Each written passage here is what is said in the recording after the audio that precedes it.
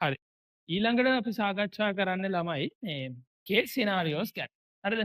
මම සාමාන්‍යයෙන් මේකට යොදපු වචනේ තමයි clinicals to biology කියන එක. ඒ වුණාට මම නිතරම කේස් සිනාරියෝස් කියන වචනේ පාවිච්චි කරන හින්දා හැමෝම ඒකට කේස් සිනාරියෝස් කියන්න ගත්ත ළමයි. හරි? ඒ හින්දා ඉතින් මම ඒකට කේස් සිනාරියෝස් කියලාම ඉස්සරහට කතා කරනවා. හරිද?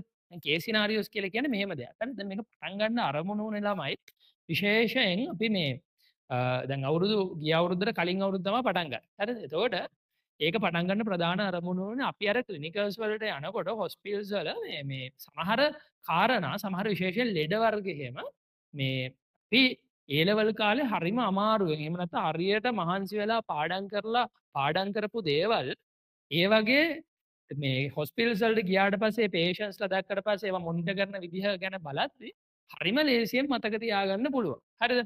දැන් මම ඔය එක කේස් සිනාරියෝ එකක් එහෙම කරනවා ඩෙන්ගු ගැන. ඩෙන්ගු එහෙම තමයි අපි ඔය මාර අමාරුවෙන් ඉගෙන ගත්තර ජීවන චක්‍රය ඊට පස්සේ එක ඒ කියන්නේ අර ඩෙන්ගු වල ප්‍රධාන ෆේසස් තුනක් තියෙනවා. හරි febrile phase, critical phase, recovery phase කියලා. හරිද? ඒ ඔය ෆේසස් තුන ගැන දැනගත්තම සිලබස් එක ඔගේ හැම පිටින් උගන්වන්නේ නැහැ. හැබැයි කොහොම තමයි තියෙන්නේ. ඒ තුන ගැන දැනගත්තම ඔය ඩෙන්ගු රෝග ලක්ෂණ ඔක්කොම ඒ දවස් ගානට හරියටම මෙන්න මේ විදිහට තමයි එන්නේ කියලා හේතුවත් එක්ක පාඩම් කරගන්න පුළුවන්. ආයේ කිසිම කටපාඩම් කිරීමක් අවශ්‍ය වෙන්නේ නැහැ.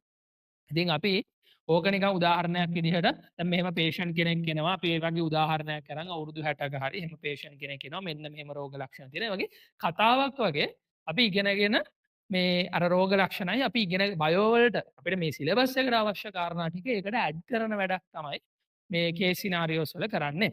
හරිද? ඒතර මල්ලක ප්‍රධාන කේස් සිනාරියෝස් 13ක් අපි සාකච්ඡා කරනවා. හරි? එතකොට ඊට වඩා වැඩිපුර අපි සාකච්ඡා කරනවද නැද්ද කියන එක තීරණය වෙන්නේ ඕගොල්ලෝගේ කන්ට්‍රිබියුෂන් එක මත. ඕගොල්ලෝ හොඳට ඒ වැඩ ටික කරලා තියෙනවා නම් බහුතරේ. හරි? එතකොට අපි ඉතුරු වැඩ ටිකත් කරනවා. හරිද? එතකොට දැන් සාමාන්‍යයෙන් මම උදාහරණයක් විදිහට ගත්තොත් එහෙම මම කරන ලොකු කේස් සිනාරියෝස්. කේස් සිනාරියෝස් වල ලොකු ඒවා තියෙනවා පොඩි ඒවා තියෙනවා. හරිද? දැන් ඩෙන්ගි කියලා කියන්නේ පොඩි එකක්. මේ ඔය රුධිරය කියලා කියන ළම ලොකු කේස් සිනාරියෝ එකක්. හරි? රුධිරය කියන එකේදී වගේ කේස් සිනාරියෝ එක අපි කරන්නේ මුළු සිලබස් එකේම රුධිරය හා සම්බන්ධ ඔක්කොම ටික එක තැනකට ගන්න. තනි ෆ්ලෝ chart එකක් වගේ තනි මේ බෝඩ් එකක් පිරෙන්න ලියන්න පුළුවන් තනි chart එකක් එක තැනකට ගන්න. හරි? දැන් උදාහරණයක් විදිහට මම ගත්තොත් එහෙම රුධිරය අපි ප්‍රධාන කොටස් දෙකකට බෙදනවා. කේන්ද්‍රාපසරණයෙන් දේහාණු සහ ප්ලාස්මාව කියලා. හරි?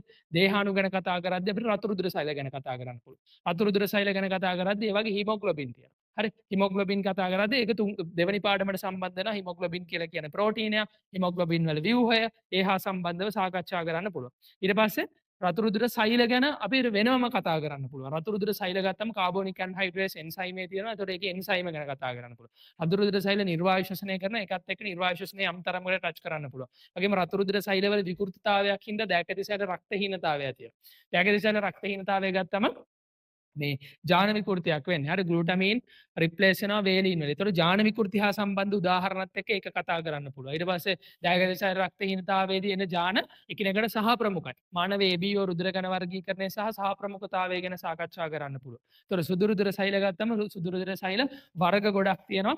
නියුට්‍රොෆිල ගැන කතා කරන්න ගියොත් එහෙම අපිට භක්ෂක සෛල ගැන සාකච්ඡා කරන්න පුළුවන්. හරි? ඊට පස්සේ ප්‍රදාහක ප්‍රතිචාරය තියෙනවා. ප්‍රතිශුද්ධ ජීවී ප්‍රෝටීන කොටස තියෙනවා. ඒ වගේම T හා B වසා සෛලවල කාර්යභාරය තියෙනවා. ප්‍රදාහක ප්‍රතිචාරات එක්ක රුධිරයේ තියෙන කුඹ සෛල ගැන සාකච්ඡා කරන්න පුළුවන්. කුඹ සෛල වලින් හෙපරින් හිස්ටමින් හදනවා. ඒ දෙක කොහොමද සම්බන්ධ වෙන්නේ කියන එක කතා කරනවා. හරි. ඒතර මේ ප්‍රතිශක්තිය පාඩම අල්ලනවා. හරි. අතන කලින් කතා කරේ ප්‍රවේණීය පාඩම. ප්‍රවේණීය පාඩමේ ඩයගනෝසිස් සෛල රක්තහීනතාවය තියෙනවා සහ ඒකේ වෙන විදිහ මේ තියෙන්නේ DNA පාඩම 7 වෙනි පාඩම. ඒතකොට මේ දෙකම අපිට එකතු කරන්න පුළුවන්. ඒතකොට රුධිර පට්ටිකා ගැන ගන්න රුධිර පට්ටිකා ගත්තම පට්ටිකා අඩුවීම හින්දා ඩෙන්ගු රෝගය තියෙනවා සහ ඩෙන්ගු රෝගයේ රක්තහීනතාවය ඇති වෙන විදිහ සාකච්ඡා කරන්න පුළුවන්. හරි. ඊට පස්සේ අපි මේ රුධිර ප්ලාස්මාව ගත්තම දේහාණුනේ කතා කරේ. ඊට පස්සේ ප්ලාස්මාව අනිත් පැත්තෙන් කතා කරද්දී ප්ලාස්මා විවිධ සංඝටක ගැන වෙනම අපිට සාකච්ඡා කරන්න පුළුවන්.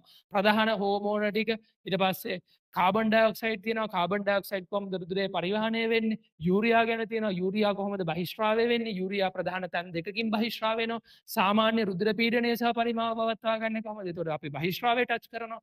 හරි. ඒතකොට හිමොග්ලොබින් ගැන ආයෙම කතා කරද්දී රුධිර වර්ණක තියෙනවා. හරි. අපි තුන්වෙනි පාඩම සම්බන්ධ කරනවා. ජීවීන්ගේ රුධිර සංසරණ පද්ධති තියෙනවා. ඒත් තුන්වෙනි පාඩම සම්බන්ධ කරනවා. හරි. හැම පාඩමක්ම සම්බන්ධ කරනවා. ඒතකොට රුධිරගත එන්නත් පාවිච්චි කරනවා අපි. එන්නත් ගැන වෙනම කේස් සිනාරියෝ එකක් කරනවා මම ලොකු එකක්. හරි. ඒතකොට එන්නත් ගැන සාකච්ඡා කරන්න පුළුවන්. මම එන්නත් ගැන ගොඩක් සාකච්ඡා කරද්දී අපි අර පොඩි කාලේ අර ඉන්ජෙක්ෂන් කාඩ් එක තියෙන එකෙන් තමයි කරන්නේ. ඒතකොට අපි මේකේ ගොඩක් කරන්නේ ප්‍රැක්ටිකල් අප්‍රෝච් එකක් ගන්න එක තමයි. හරි. එතකොට දේවල් අර දැන් එන්නත් කියන එක හරියට ඔයාට තක්කෙටම නෝට්බුක් එක මෙහෙමම මතක නැහැ. හැබැයි කොහෙන් හරි MCQ එකක් ඇහුවොත් එහෙම ඔයාට මතකයි ඒකට. හරිද? අන්න ඒක තමයි හදන්නේ. ඒ වගේ ප්‍රධාන කේස් සිනාරියෝ 13 ඇතුලේ ප්‍රධාන කාරණා ටික මතක තියාගත්තම එතනින් එහාට අර MCQ වලට එම අප්‍රෝච් කරන්න මාර ලේසි. මොකද ඔයා දේවල් දන්නවා. සහ මේවා කියලා දෙනවා විතරක් නෙවෙයි ළම අපි ඔයාලට මේකෙන් කරන්න වැඩක් දෙන්න. හරිද? ඒ හින්දා මේ වැඩ ටික කරන්න ඕනේ. වැඩ ටික හරියට කරලා තිබ්බොත් තමයි කේස් සිනාරියෝස් 13න් එහාට අපි සාමාන්‍යයෙන් කරන්නේ. හරිද? සහ ජල පිරිපහදුවත් කරනවා අපි එකක්. හරි? වෝටර් ප්ලාන්ට් එකක එක එක කොටස් වල කොහොමද වෙන්නේ කියලා ඒක අපි ගියපු එකක්ම තියෙනවා. හරි? ඒතකොට ඒකත් එක්ක අපි ඒක පැහැදිලි කරලා දෙනවා. ඔන්න ඔය වගේ කේස් සිනාරියෝස් කීපයක් අපි මේක ඇතුලේ සාකච්ඡා කරනවා. ඒතකොට මේක මේ කෝස් එක ඇතුලේ තියෙන්නේ. හරිද? අය වෙනම කෝස් එකක් නෙවෙයි. හරි? මා මේ with theory without theory classes දෙකේම තියෙනවා. හරි? මේ වෙනම කෝස් එකක් නෙවෙයි මේක ඇතුලේ තමයි තියෙන්නේ. ඒතකොට ඔයාලට මේ වීඩියෝ සීරීස් එකේ දැන් මම මේක ගහන වීඩියෝ සෙට් එකේ මෙතන මේ කෝසස් දෙක දාලා තියෙනවා කියලා කියන්නේ ළමයි ඒක අනිවාර්යෙන් ක්ලාස් එක ඇතුලේම තමයි වෙන්නේ. හරිද? ඒක මතක තියාගන්න. හරි අමුතුවෙන් වෙනම කෝස් නෑ. හරි? මේක කොහොමද කරන්න කියන එක ගැන මේ ප්‍රමාණය ඇති කියලා මම හිතන්නේ. හරි තව මොන හරි ඇඩ් වෙන්න තියෙනවා නම් අපි ඇඩ්මින් එක දාලා හදලා ඔයාලට වීඩියෝ එක ලැබෙන්න සලස්වයි. හරිද?